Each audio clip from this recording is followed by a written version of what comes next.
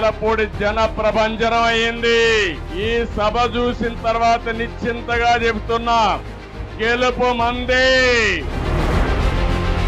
అయ్యా జగన్మోహన్ రెడ్డి, నువ్వు అర్జునుడివి కాదు, పంచభూతాలని రాష్ట్రాన్ని మింగేసేటువంటి అక్రమార్జునుడివి. మళ్లీ చెప్తున్నా, దేశ రాజకీయాల్లో ఇంత అక్రమార్జునుడిని నా జీవితంలో ఎప్పుడు చూడలేదు. అంత దుర్మార్గమైన ముఖ్యమంత్రి. 4 సంవత్సరాల 10 నెలలు, ఇంకా 2 నెలలే మిగిలింది. రాష్ట్రాన్ని సర్వనాశనం చేశాడు, బ్రాండ్ ఇమేజ్ దెబ్బతీశాడు. ఇవన్నీ చేసి నిన్న మాట్లాడుతున్నాడు, మొన్న ఒక మీటింగ్ లో మాట్లాడాడు.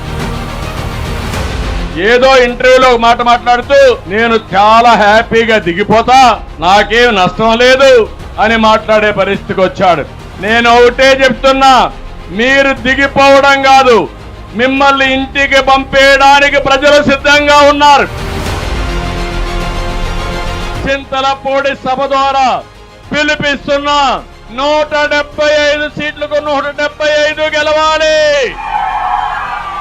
పులివెందల కూడా గెలవాలి. కదలిరా కదలిరా